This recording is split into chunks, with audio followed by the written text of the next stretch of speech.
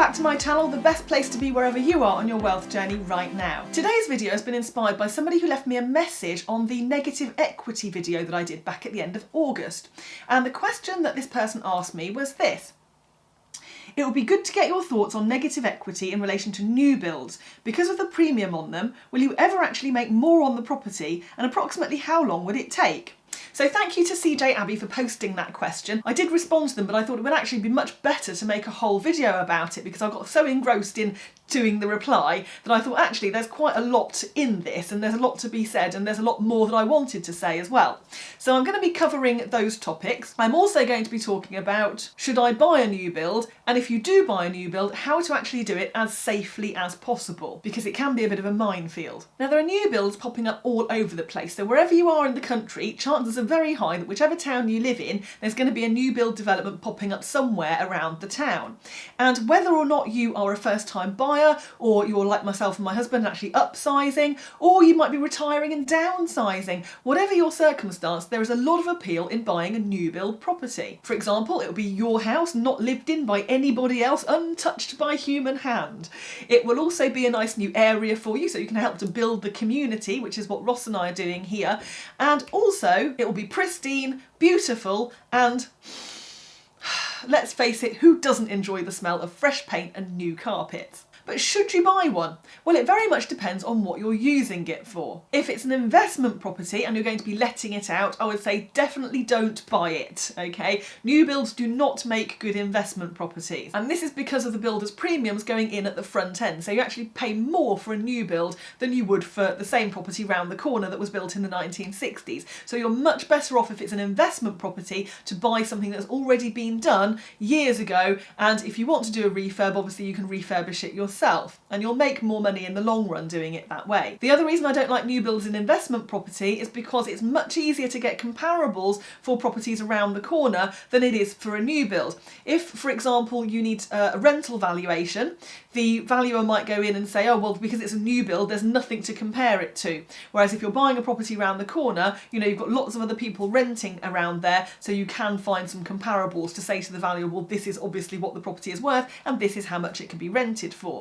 Whereas with a new build, you have no real idea and no way of proving what you think you know. And in that instance, it will often lead to a down valuation, which will just mean that you need to jump through a lot more hoops in order to actually get the mortgage that you set out to get in the first place. I can happily say that I've never bought a new build property as an investment. I've always bought something that's already existing and I've refurbished it all myself. The way that I think about it is if you want to buy a new build property, buy the land or buy an old house and do it up or build the property yourself, and then you'll have a new build. And you'll have made lots of money in the process. If you're buying the new build to live in yourself, then obviously it doesn't really matter whether or not you've got comparables or whether it gets downvalued, because you're going to be living in it and you're going to be paying down your mortgage as you go, rather than paying an interest-only buy-to-let mortgage. Now, as many of you know, my husband and I do live in a new build property. Our house is going to be 4 years old next month, and we've been here for 3 years, so since August 2017.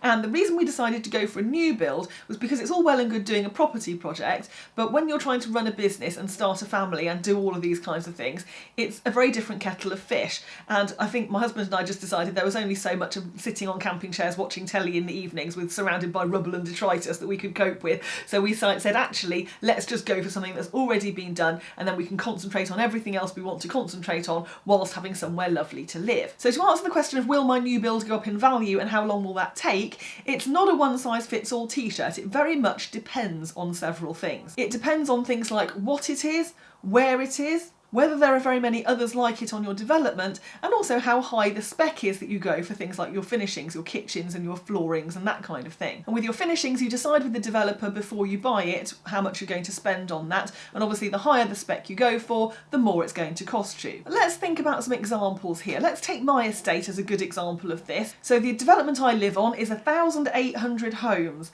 and it's being built over 4 phases, and it's got 3 builders involved. So the builders are Bovis, Taylor Wimpey and Barratt's. Now phase 1 was obviously built first, and that was built about 6 years ago now, and that was followed by phase 2 where we live 4 years ago, and phase 3, which I think bits of it are still actually being built at the moment, most of it was finished last year, and then phase 4, which is probably going to be finished next year, 2021. So quite a long project really, this whole development, phased over about 8 years. So actually getting a big project like this finished is going to take a while for the different developers. It's going to take years in some cases. Now when you buy a new build, the first thing you want to do is to get a plan of the whole of the estate if you can. Now when you buy a new build, one of the first things you want to do is to get a plan of the development. So what are they developing now? What have they already developed, and what are they going to be developing in the future? Now any show home, any sales office would have plans of this, so they can actually show you exactly what it is they're building. And I can give you an example of this. I'm going to pop onto the computer and show you this, because this is phase 1 and phase 2 of our development by Bovis. Now we can straight away see that this grey-blue house here is the most prevalent one on phase 1. This is called the Southwold by Bovis. Now I'm only showing you Bovis here. I'm not showing you the Taylor Wimpey or the Barratt's ones. This is only the Bovis one, but this is a good example. So this one is called the Southwold, and it's a 3-bedroom house. And we can see here that it's either semi-detached like these ones, or end of terrace. And I had a count, and there were 16 of these built on phase 1, with a further 20 being built on phase 2. So imagine buying this type of house on phase 1, and then let's imagine that a couple of years later you want to sell it and move somewhere else. But by that point they'll have built another 20 brand new ones. Do you think you'll find a buyer quickly? And the answer of course is probably not, because any prospective purchaser is going to be looking at the brand new ones, and then they're going to be comparing it to your 2-year-old one, and they're going to be opting for the brand new one because it's been pristine and never lived in, and all the reasons we mentioned just now. And in that case, if you are desperate to move, you might well need to take a reduction in the selling price of the property. Having said that though, some towns are incredibly popular, and especially if they have good employment prospects in the town, or they're very close to cities like London or Manchester or Reading, then the popularity of the town may negate the supply of housing. But again, you would need to do your due diligence and your research before you actually bought the property. So if we go back to our blue-grey Southwold example here, remember that the earlier you buy it and on the earlier phases, the longer it will take to gain any significant value. So rule number 1 of buying new builds is have a look at the supply of your type of house.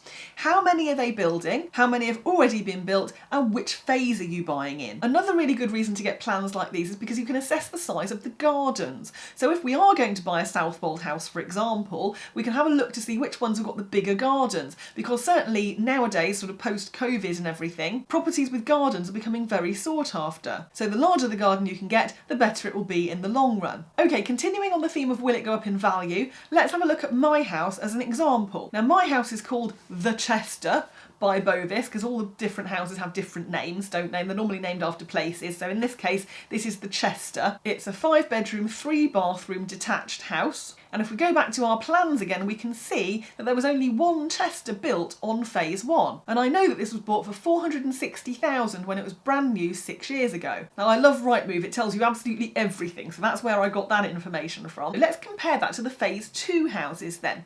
Now the phase 2 houses were built 4 years ago, so 2 years after that one on phase 1 was built. Now we can see that there are 4 Chester houses on phase 2. This one here was sold for $435,000, so a lot less than the 460, in fact £25,000 less than the 460 on phase 1. This one next door sold for £420,000, and this one sold for £421,000. My house is this one, and it was the last of the 4 phase 2 Chesters to be sold. Now the chaps I bought it from actually bought this brand new for £405,000, which is quite the drop from the $460,000 that the people on phase 1 paid for theirs, even though it's exactly the same house. So why was it so cheap? Well, the guys that I bought it from managed to do a deal with the developer, because this was the last one of the Chester houses to be sold on this development, and it's because of these white houses that we can see at the back here. Now these white houses are affordable homes, and they've been built in conjunction with the local authority. And because of these, people were reluctant to buy this house compared to the ones over there, because the ones over there are surrounded by larger detached homes, whereas ours has got the affordable homes behind it. There seemed to be a stigma surrounding the affordable homes, which I think is totally unfair because everybody has to live somewhere, don't they? Now, because the builder had a job selling it and it was the last one left of its type, they actually let it go for a lot less money than all the other ones. So rule number 2 of buying a new build property is speak to your developer about doing a deal, especially if yours is the last one of its type on the estate that they need to sell. So did it go up in value? Well, the chaps that we bought it from sold it to us only a year after they'd bought it for £425,000. So they'd made about £20,000 profit on it, give or take any solicitor's fees and whatnot. We then had it revalued last year at £450,000. So we're very happy with that. Now, they have built some more of these Chester houses on phase 3 of our estate. I believe that there may be about 4 or 5 on phase 3, and they haven't built any at all on phase 4. So all in all, there are less than a dozen of this type of house on our estate. And because it's a large detached executive home with a double garage and everything, I think they will always be in high demand from families, so I do expect the price to rise further in future years. I also know that the phase 3 selling prices of this particular type of house start at £450,000, and that's excluding all the finishings and fittings and everything else, so you're probably looking at upwards of £460,000 all in, which is great for me and my neighbours and our valuations, so happy days. Now, by the time my husband and I bought our property, not only was it in a superb condition because the guys that we bought it from done all the snagging for us to a really high standard, but you could also drive around the area to see what it was like, which is something that you can't do if you're buying off plan. And it might well be that you do decide to buy off plan if you're buying a new build property. But buying off plan, of course, nothing's been built yet, so you can't assess the area. You just kind of have to guess, which can be a bit frustrating when you're buying something new. Now, somebody posted on our local Facebook group fairly recently to say that he is moving to a house in phase 4, and he'd bought it off plan, so he'd not really had a look at what he was buying exactly. He'd seen the plans, obviously, and he knew the spec of the property, but he didn't know exactly where it was or what it would be like. And when they gave him the keys, he was really surprised to find that actually the garden was on quite a significant incline, so there was a hill, and he said he couldn't even put a table and chairs outside in his back garden because it was on such a big slope, and he was really surprised by that. And the upshot of his post really was, could somebody recommend him a landscape gardener who could build him a kind of terrace going out so he can actually put his table and chairs outside. Now, of course, I think that the last thing you want once you've bought your new build property, you've put your deposit down and you've forked out for furniture, bedding, all the rest of it, is to have to fork out more money on things like that. So rule number 3 of buying your new build is to make sure that you look properly at the land your house will be built on. So you can request a site visit from the sales office. So when you go into the sales office, just ask them, is it possible to actually have a look round and have a proper site visit? And more often than not, you'll have to book it in. It's not something you can just walk in off the street and do. But if you do that, it will stand you in good stead because you can see exactly what it is that you're buying, exactly the plot of land, what the land looks like, how hilly it is, and all of the rest of it. So that will definitely stand you in good stead as well. It's worth making that appointment to see exactly what it is that you're buying, and that way you can also ask questions and make any requests as well that you need to. Another thing to watch out for with new builds is extra costs. Now, there are 2 things I want to talk about here. Number 1 is buying a leasehold house. Please do not buy a leasehold house if you can help it. Now, you may have seen in the news last year, and also it's come up again this year as well, that Taylor Wimpey is one of the builders that got their knuckles wrapped recently because they sold brand new leasehold houses to people with the promise that the house owner, the person that bought the house, could buy the freehold at a later date.